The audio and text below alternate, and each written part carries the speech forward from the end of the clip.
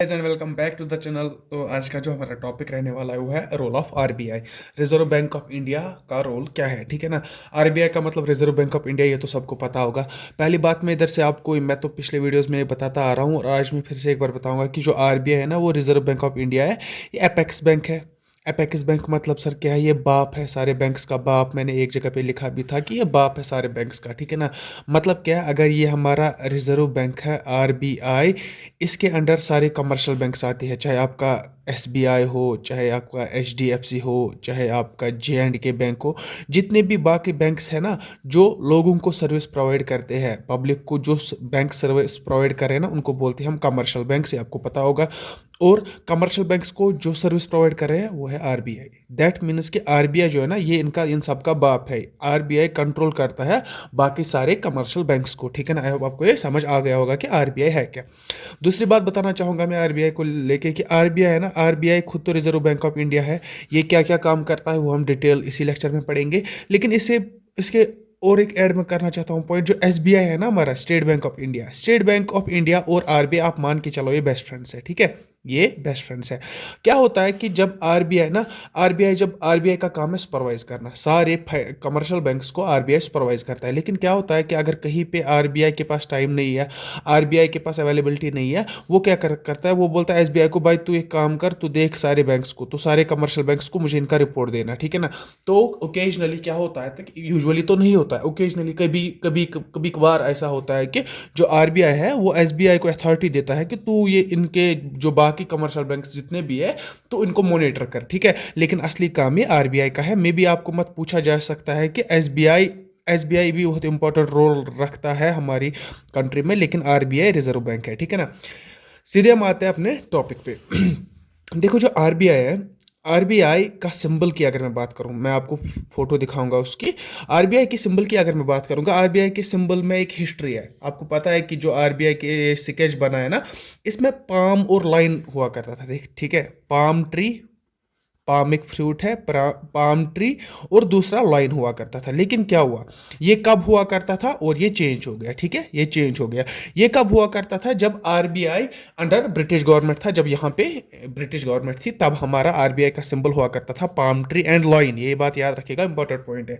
लेकिन फिर क्या हुआ, जब आरबीआई फिर नेशनलाइज हो गया ना, इंडियंस का अपना आरबीआई, जब हिंदुस्तान का बना ना अपना आरबीआई, तो आफ्टर इंडिपेंडेंस, तो ये लाइन को चेंज किया गया, इस लाइन को चेंज किया गया, यहाँ पे लाया गया टाइगर, ठीक है। टाइगर, कौन टाइगर सर, अगर मैं प्रिसाइजली बात करूं, रॉयल बंगाल टाइगर, ठीक है ना, रॉयल बंगाल टाइगर जिसको हम बोलते हैं, वही टाइगर। क्यों सर, क्योंकि टाइगर हमारा नेशनल एनिमल है, तभी टाइगर को रिप्लेस किया, लायन को रिप्लेस किया गया टाइगर के साथ। तो अभी अगर मैं करंटली बात करूं आरबीआई के सिंबल की, आरबीआई के सिंबल में आपको क्या देखने को मिलेगा, एक तो देखने को मिलेगा पाम ट्री सर, और दूसरा क्या देखने को मिलेगा, टाइगर। कौन सा सर, रॉयल बंगाल टाइगर, ठीक है ना।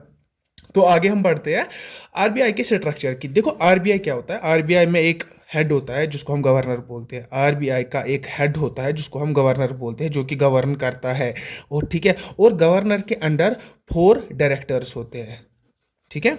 1 2 3 4। आप अगर एक्स्ट्रा नॉलेज रखना चाहते हैं तो आप इन 4 गवर्नर्स का नाम या ये ना डिप्टी गवर्नर्स का नाम याद कर सकते हैं। लेकिन मेरे ख्याल से इतना ज़रूरी नहीं है इन चारों के नाम याद रखना। अगर आप यूपीएससी या स्टेट पीएससी के लिए ना प्रिपरेशन कर रहे हैं तो आप ये नाम याद रखिएगा, फिर तो इंपॉर्टेंट बनता है। लेकिन अगर आप कोई जेकेएसएसबी एसएससी एग्जाम दे रहे हैं तो मेरे ख्याल से इंपॉर्टेंट नहीं रहेगा। और अगर हम गवर्नर की बात करेंगे, आज के टाइम पे हमारा गवर्नर जो है वो है 25th गवर्नर, ठीक है।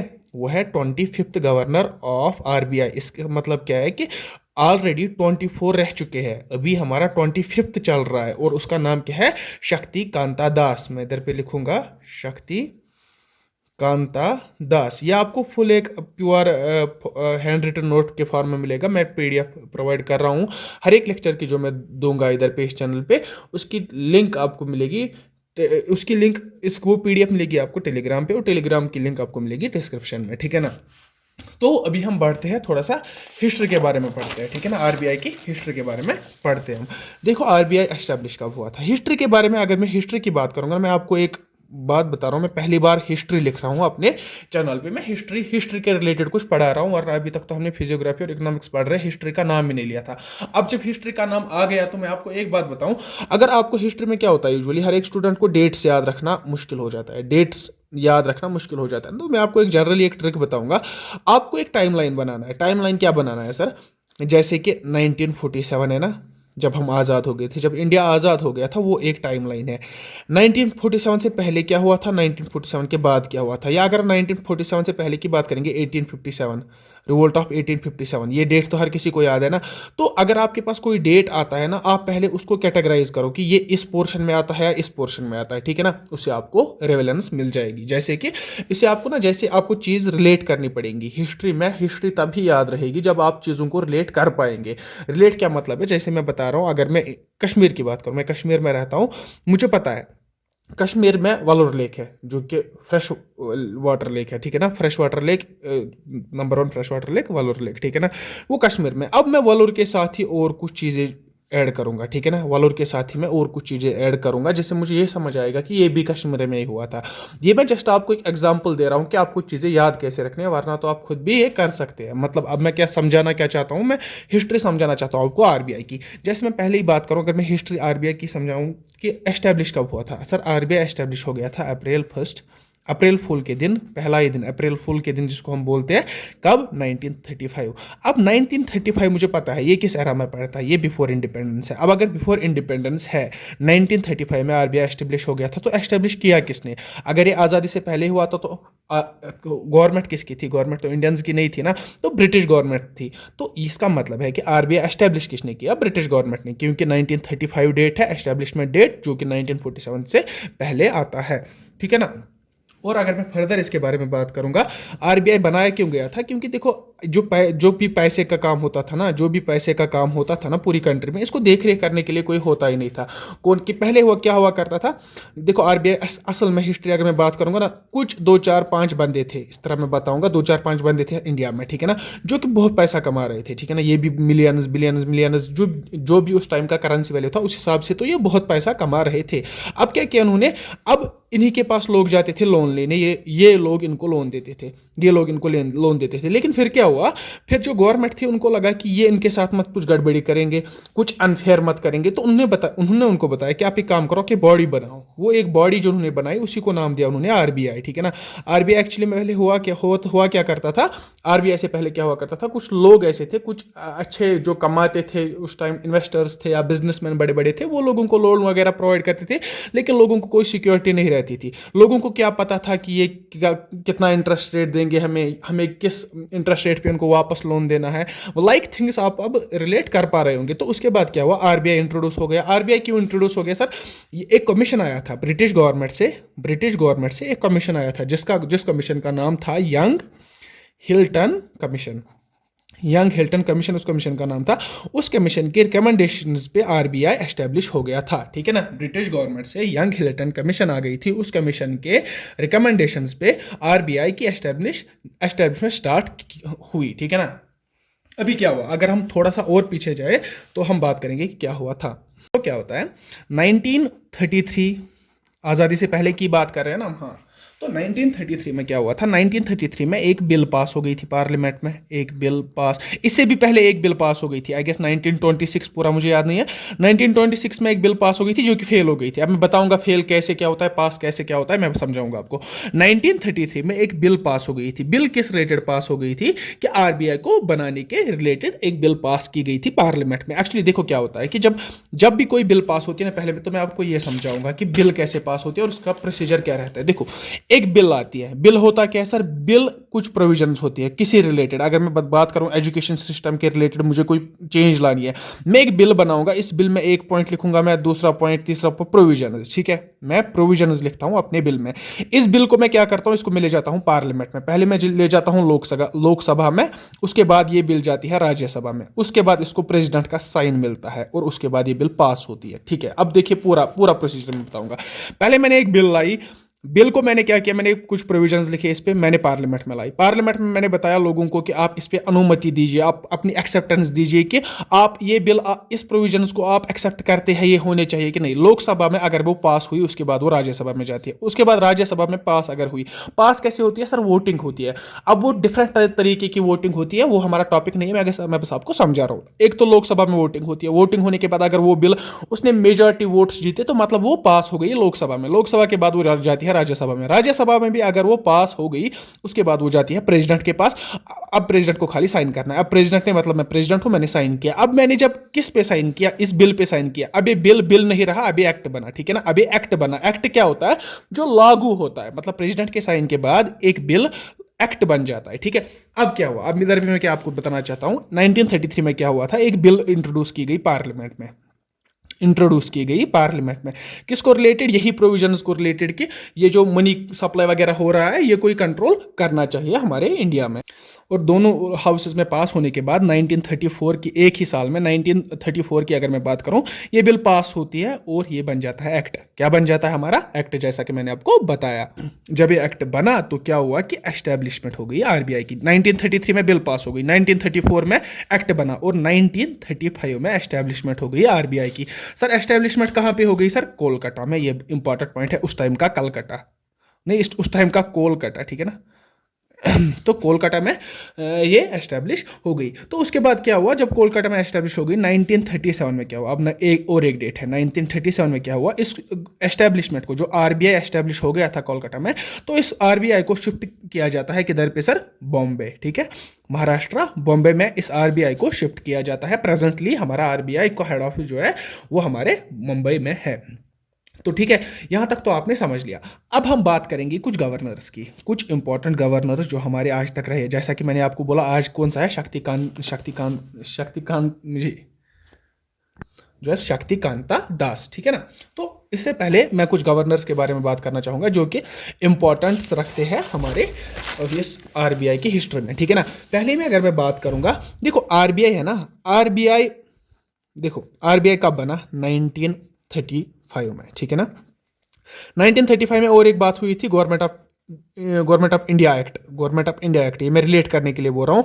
गवर्नमेंट ऑफ इंडिया एक्ट 1935 जिसको हम बोलते हैं। अब मैं इसके प्रोविजंस आपको इधर पे नहीं समझाने वाला हूँ, मैं बस बता रहा हूँ कि 1935 में एक तो आरबीआई बना था और उसी टाइम पे उधर पे गवर्नमेंट ऑफ इंडिया एक्ट बन रहा था, जो कि हमारा पॉलिटी का टॉपिक है, जो अभी हमने स्टार्ट नहीं किया, तो आगे हम वो भी स्टार्ट करेंगे। अगर किसी ने पढ़ा है गवर्नमेंट ऑफ इंडिया एक्ट, अगर किसी ने पढ़ा है, वो इसको रिलेट कर पाएगा कि एक टाइम, उसी एक टाइम पे, एक ही साल में, एक साइड से आरबीआई बन रहा था और दूसरे साइड से क्या हो रहा था, गवर्नमेंट ऑफ इंडिया एक्ट 1935 भी बन रहा था। तो क्या हुआ, मैं बात कर रहा हूं जब 1935 में हमारा आरबीआई बना, क्या हुआ कि बर्मा जो था वो इंडिया के साथ ही था, ठीक है ना। Burma was a part of India and Pakistan also was a part of India, you know that, ठीक है ना।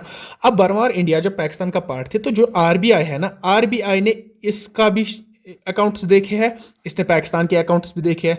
मतलब आरबीआई ने सर्विस प्रोवाइड किया, एक तो बर्मा को भी और एक पाकिस्तान को भी। मतलब अगर मैं कुल मिला के बात करूं, आरबीआई ने कितने कंट्रीज को सर्विस प्रोवाइड किया, सर बर्मा एक हुआ, सर पाकिस्तान एक हुआ, और करंटली इंडिया, जिनका जो रिजर्व बैंक है। तो 3 कंट्रीज को आरबीआई ने आज तक सर्व किया है। तो अगर मैं बात करूंगा ना नेशनलाइजेशन की, आरबीआई नेशनलाइज कब हुआ, पहले मैं बताऊंगा नेशनलाइज होना क्या होता है। देखो मैंने आपको क्या बताया, मैंने आपको बताया ना, कुछ बंदे थे पहले, जो कि ये सारा कुछ काम वाम देख रहे थे। और तब गवर्नमेंट कौन थी, ब्रिटिश गवर्नमेंट। जब आरबीआई बना, जब स्टार्ट पे आरबीआई 1935 पे बना, तब गवर्नमेंट कौन थी, ब्रिटिश गवर्नमेंट थी। अब ब्रिटिश गवर्नमेंट इसको कंट्रोल करता था, आरबीआई का मतलब सारा पावर तो ब्रिटिश गवर्नमेंट के पास ही था ना। उसके बाद क्या हुआ, जब 19 कब होता है, 19 डेट, एग्जैक्ट डेट है 1 जनवरी, ठीक है, 1 जनवरी 1949 को क्या होता है कि आरबीआई जो है वो नेशनलाइज होता है, पूरी तरह से इंडियंस का बनता है, क्योंकि अब गवर्नमेंट भी इंडियंस की ही होती है। आई होप आपको समझ आ रहा होगा। तो फर्स्ट गवर्नर जो हमारे थे, जो हमारे आरबीआई के फर्स्ट गवर्नर थे, देखो इसमें 2 चीजें हैं। एक तो ब्रिटिश इंडिया पे भी, अगर मैं ब्रिटिश की बात करूंगा, तब भी हमारे पास आरबीआई था, रिजर्व बैंक ऑफ इंडिया तब भी था। और अगर मैं इंडिया की बात करूं, गवर्नमेंट जब ब्रिटिश की थी, गवर्नमेंट जब इंडिया की थी, तब भी आरबीआई था, अभी भी आरबीआई है। लेकिन पहला गवर्नर जब बना ना, तब ब्रिटिश गवर्नमेंट ही थी। ऑब्वियसली 1935 की बात करूं, एस्टेब्लिशमेंट आरबीआई हो गई, तो फर्स्ट गवर्नर जो बना हमारा उधर पे, वो था ऑसबॉर्न सिम, ठीक है। मैं लिखूंगा इधर पे नाम OSBORNE सिम्थ, ठीक है ना। ये थे हमारे फर्स्ट गवर्नर ऑफ आरबीआई, ठीक है ना। तो इन्होंने सर्विस कब से कब तक दी? देखो यूजुअली जो गवर्नर ऑफ आरबीआई होता है ना, इनकी सर्विस का टेन्योर होता है थ्री ईयर्स, 3 ईयर्स तक अपना सर्विस देते हैं, लेकिन ये 3 ईयर्स एक्सटेंडेबल भी हो सकते हैं, लेकिन यूजुअली 3 ईयर्स का होता है। आप देखेंगे यूजुअली 3 ईयर्स का ही होता है, तो कभी कहीं पे ज्यादा 4 साल 5 साल 6 साल भी दिए होंगे किसी ने, वो एक्सटेंडेबल होता है किसी का काम देख के, ठीक है ना। ऑसबॉर्न स्मिथ की अगर मैं बात करूंगा, ये कौन थे? ये सर पहले हमारे आरबीआई के गवर्नर थे, जिनने कब से कब तक सर्व किया? 1937 से इन्होंने, सॉरी 35, 1935 एस्टेब्लिशमेंट के डेट से 1937 तक, ठीक है ना। तो इन्होंने इतने टाइम तक आरबीआई को सर्व किया as a first governor of RBI. लेकिन अगर मैं इंडिया के फर्स्ट गवर्नर की बात करूंगा ना, कि इंडिया जब नेशनलाइज हो गया, जब आरबीआई नेशनलाइज हो गया, इंडियन गवर्नमेंट जब थी, तब पहला जो हमारा गवर्नर था इंडिया का, वो था सीडी देशमुख, ठीक है ना। सीडी देशमुख, ये आपको याद रखना है, first Indian governor of RBI, ठीक है ना। इसके बाद मैंने अभी बात की कि कौन कब तक रहेगा, 3 साल का टेन्योर रहता है हमारे गवर्नर का। तो अगर मैं लॉन्गेस्ट टेन्योर की बात करूंगा ना, मैं लॉन्गेस्ट सर्विस किसने दी है हमारे आरबीआई को, ये इंपॉर्टेंट पॉइंट है, ये हिस्ट्री बेशक है, ये ड्राई है, लेकिन ये याद रखना है आपको। तो लॉन्गेस्ट टेन्योर जो हमारा है वो है सर बेंगाल रामा राव, सर बेंगाल रामा राव, ठीक है ना। इन्होंने लॉन्गेस्ट सर्विस दिया सर, कितने टाइम तक दी है सर? 1949 से इन्होंने 1957 तक अपनी सर्विस दी, मतलब इन्होंने 8 साल तक अपनी सर्विस प्रोवाइड की आरबीआई को एज ए गवर्नर, एंड यही है लॉन्गेस्ट टेन्योर जिनका रहा, दैट वाज 8 ईयर्स। अब अगर मैंने लॉन्गेस्ट की बात की तो शॉर्टेस्ट भी बोलूंगा। शॉर्टेस्ट टेन्योर किनका रहा हमारा? वो थे हमारे अमिताव घोष का शायद, हाँ, 20 डेज के लिए ये हमारे आरबीआई के गवर्नर रहे हैं। ये ज़्यादा इंपॉर्टेंट नहीं है, लेकिन फिर भी जेकेएसएस भी कहीं किसी भी हद तक जा सकता है क्वेश्चन पूछने के लिए, तब मैं ये भी बात बता रहा हूँ। अब एक और गवर्नर हमारे, इंपॉर्टेंट पॉइंट ये है हमारा, जो एक और गवर्नर हमारे, अगर आपको पता होगा, हमारे डॉक्टर मनमोहन सिंह, आपको जानते होंगे उनको, तो वो हमारे आरबीआई के गवर्नर भी रह चुके हैं। और आप और एक पॉइंट इधर पे लिखिए, एक तो ये आरबीआई के गवर्नर भी रह चुके हैं, ठीक है ना। और दूसरी बात, ये हमारे प्राइम मिनिस्टर तो थे ही, ये तो आपको पता ही है, इसी से तो आप मनमोहन सिंह सर को जानते हैं। तो आरबीआई के एक तो ये गवर्नर थे, दूसरा ये हमारे फाइनेंस मिनिस्टर भी रह चुके हैं, अब मैं और एक फैक्ट की बात बताऊंगा। अभी कोई भी इंडिया में कोई डिसीजन लेना होगा ना, रिलेटेड टू इकोनॉमिक डेवलपमेंट, या कोई भी कंसर्न होगा इकोनॉमिक से रिलेटेड, वहाँ पे डॉक्टर मनमोहन सिंह सर को बुलाया जाता है, क्योंकि ये बहुत एक्सपीरियंसड बंदा है, ठीक है ना। इस फील्ड में ये बहुत ही एक्सपीरियंसड बंदा है, क्योंकि इसने सर्व किया है as both prime minister, RBI का गवर्नर भी था, और फाइनेंस मिनिस्टर भी था, तो इसको बहुत सारी एक्सपीरियंस है। और इन्होंने, अगर आपको पता होगा, एक मेजर कंट्रीब्यूशन प्ले किया है in the economic development of India. तो इनके बारे में आप पढ़िएगा, ये बहुत ही अच्छे इंसान थे। तो आगे हम बढ़ते हैं, तो हम आते हैं अपने असली टॉपिक पे, जो कि हमारा रोल ऑफ आरबीआई। आरबीआई करता क्या है?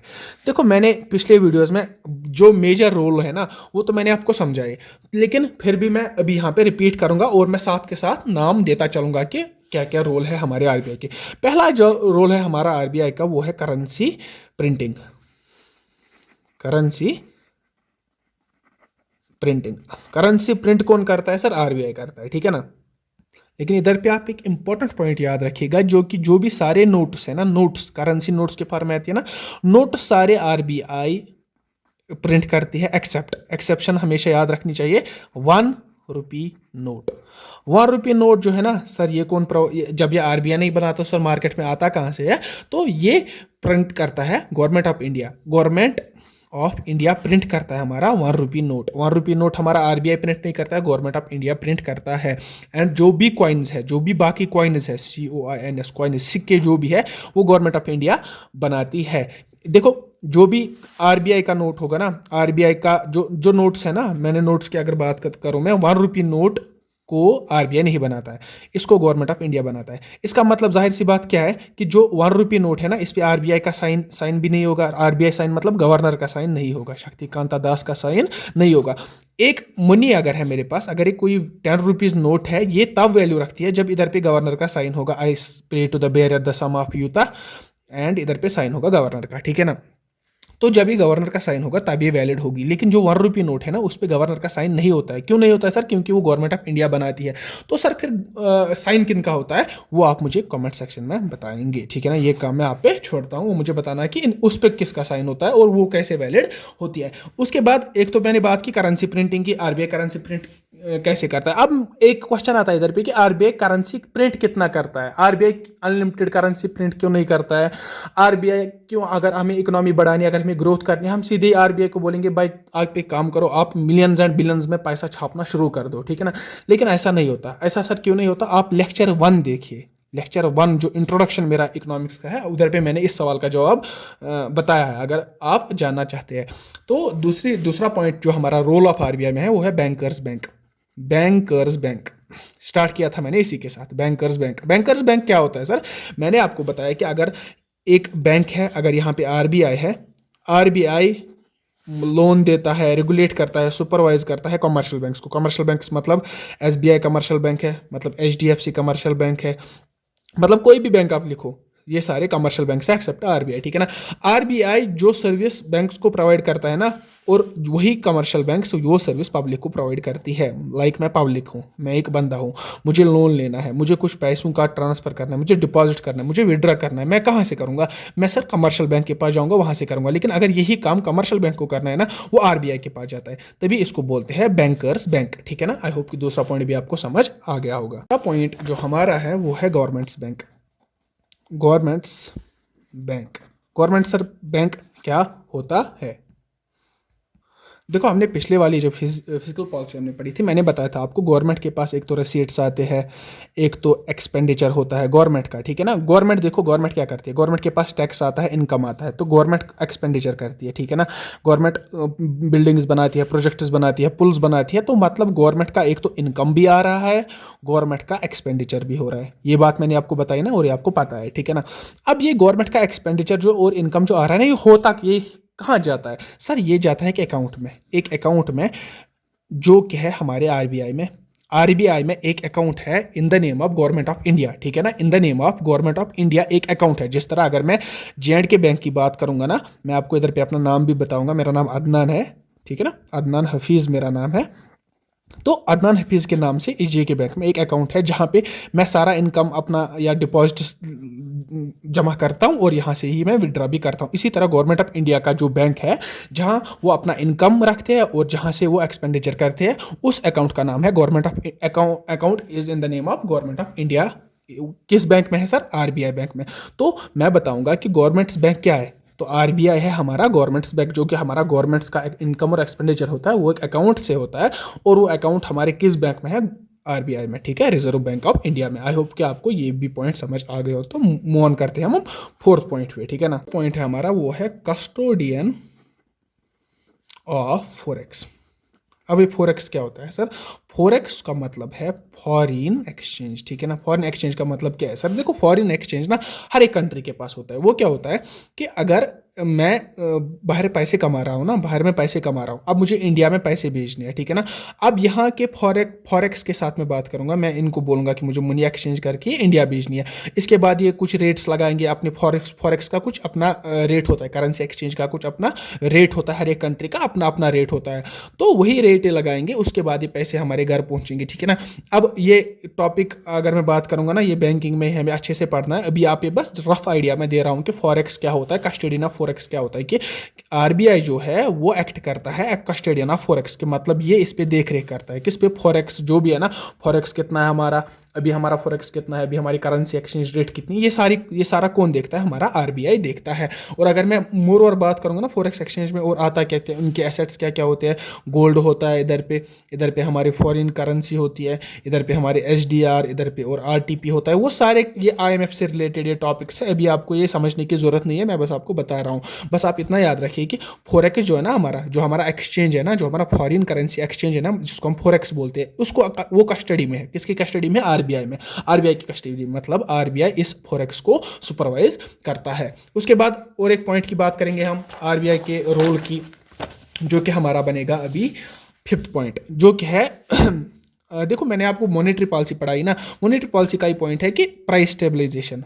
आरबीआई क्या करता है, ये सारे काम आरबीआई के। आरबीआई क्या करता है, प्राइस स्टेबलाइजेशन करता है। स्टेबलाइजेशन कैसे करता है सर, वो लिक्विडिटी को कंट्रोल करता है। लिक्विडिटी को सर कंट्रोल कैसे करता है, इन्फ्लेशन को सर कंट्रोल करता है। मनी प्राइस को हम कैसे, ये ना आरबीआई कैसे वो स्टेबल बनाता है, ये सारी चीज़ों के आंसर आपको मॉनेटरी पॉलिसी में मिलेंगे। और ये डेफिनेटली आपको पढ़ना ही पढ़ना है। मुझे लगता है 100% अगर कोई क्वेश्चन आएगा वो बैंकिंग से रिलेटेड ही आएगा आपके एग्जाम्स में, क्योंकि ये बहुत आजकल यूपीएससी भी इस पे बहुत फोकस कर रहा है, ठीक है ना। इन डिटेल्स पे यूपीएससी भी बहुत फोकस कर रहा है, तो आपको भी फोकस रखना चाहिए अपना, ठीक है ना। प्राइस स्टेबिलिटी कौन करता है, हमने अच्छे से सर पढ़ा है कि मॉनेटरी पॉलिसी अप्लाई करता है। आरबीआई यूज करता है instruments of monetary policy like CRR, like SLR, like repo rate, reverse repo rate, वो सारी चीज़ें अप्लाई करके ये प्राइस को स्टेबल करती है। अब आपको अगर आपने नहीं अब वो पढ़ा है तो आपको ये कुछ अनफेमिलियर लग रहा होगा, और होना भी चाहिए, क्योंकि अगर आपको वो नहीं पढ़ा ना, मैं बता रहा हूँ कि आपने कुछ पढ़ा ही नहीं, आपको और पढ़ना नहीं चाहिए। पहले वो आप जाके वो वीडियो देखें।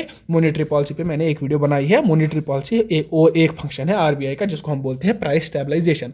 6th पॉइंट की अगर मैं बात करूंगा ना, आरबीआई क्या काम करता है, आरबीआई काम करता है फाइनेंशियल इंक्लूजन। फाइनेंशियल इंक्लूजन होता क्या है, देखो क्या होता है कि रिसेंटली आरबीआई ने क्या किया, आरबीआई ने काम किया। आरबीआई ने बताया कि भाई आप एक काम करो, जो भी पब्लिक है ना, पब्लिक अब अपना अकाउंट 0 रुपये से स्टार्ट कर सकते हैं, जिसको हम बोलते हैं नो फ्रिल अकाउंट, ठीक है ना। नो फ्रिल अकाउंट बैंकिंग के लैंग्वेज में। नो फ्रिल अकाउंट क्या होता है कि हम 0 रुपये से बैंक में खाता खोल सकते हैं। इससे पहले क्या होता है, आपके पास एटलीस्ट 1000 होना चाहिए था कि आप एक अकाउंट खोल सकते हो किसी भी बैंक में। आपके पास मिनिमम डिपॉजिट होना चाहिए था पहले 1000 रुपीज़।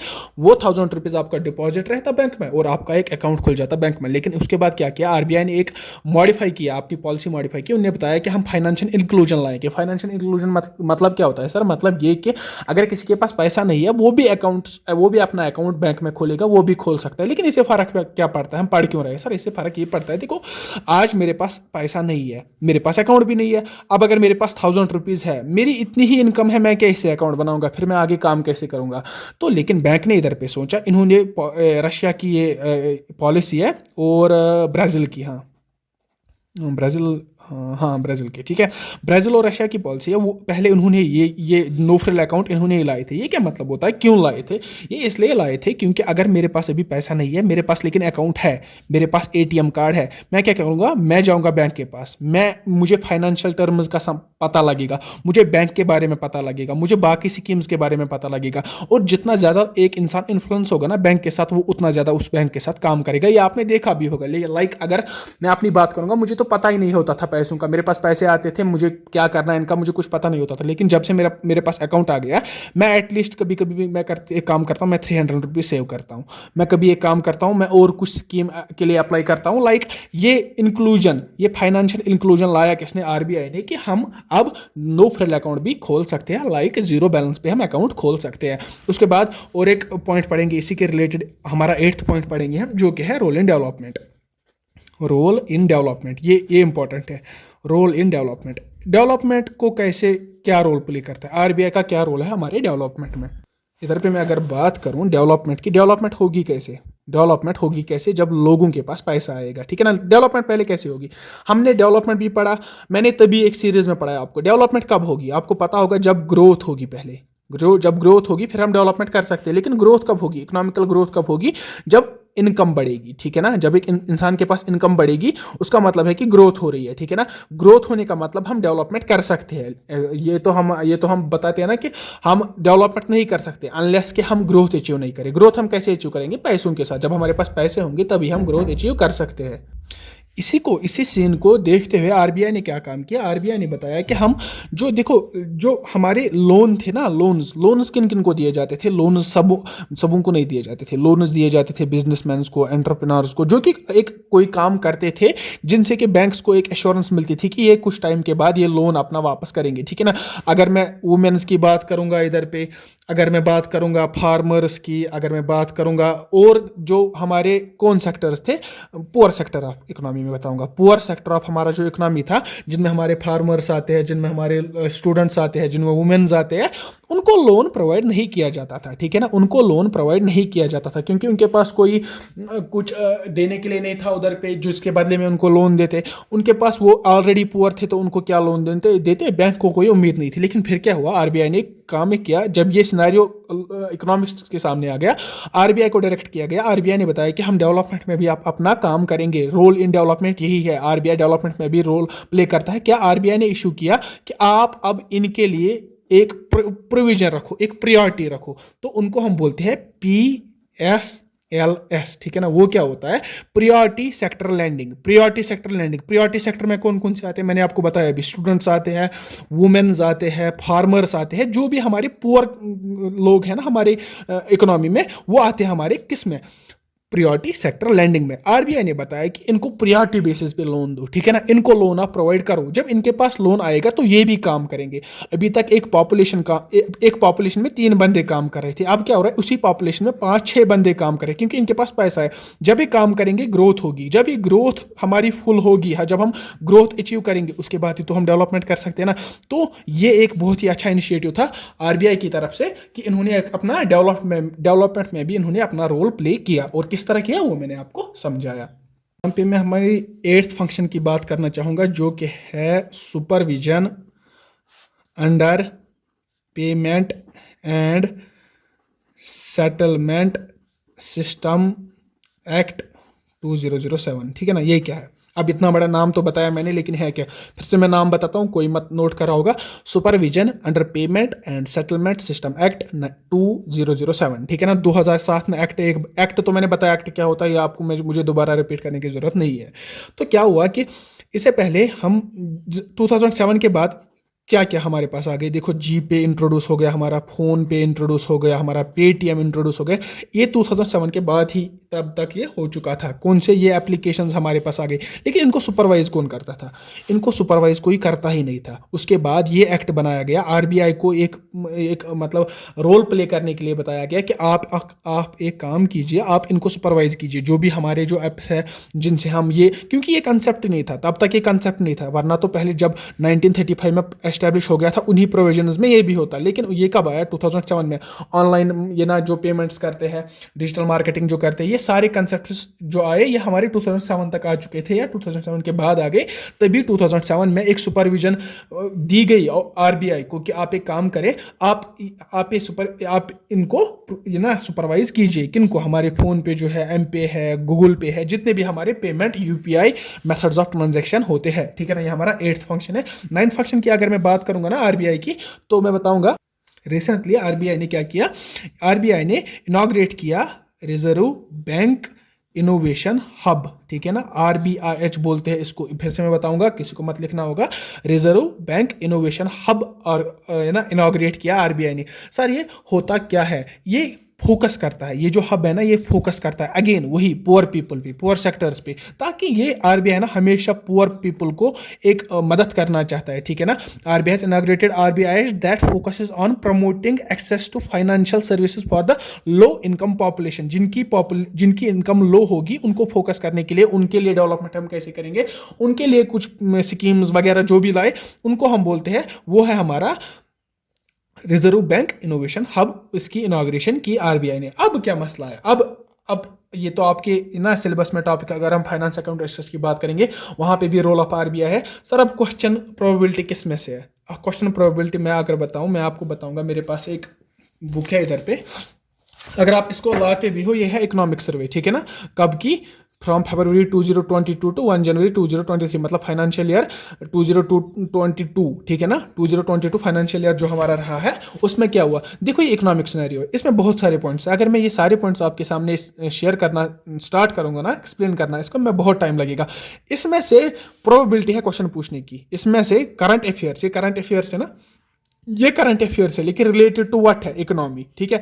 इसमें से क्वेश्चन पूछे जा सकते हैं। मैं इसका भी, ये एक ही पेज है, इतना ही पेज है, मैं इसके पेज का भी अपने पीडीएफ में इंक्लूड करूंगा, ये एक पेज, ये इकोनॉमिक सिनेरियो है, ठीक है ना। ये आप देखिएगा, इसमें से भी मत कोई क्वेश्चन पूछा जाएगा आपको। तो आई होप कि आपको ये सारी चीज़ें अच्छे से समझ आ गई होंगी, हिस्ट्री आपको समझ आ गई होंगी, आपको समझ आ गया होगा कि आरबीआई का फंक्शन क्या है, आरबीआई अपना रोल कैसे प्ले करता है। ये सारी आप चीज़ें आपको याद रखनी है। वीडियो देखने के लिए थैंक यू। आप अगर वीडियो अच्छी लगी आपको, आप चैनल को सब्सक्राइब कर सकते हैं, हमारी इस वीडियो को लाइक करके, और आप इसको शेयर कर सकते हैं। Thanks for watching and good bye.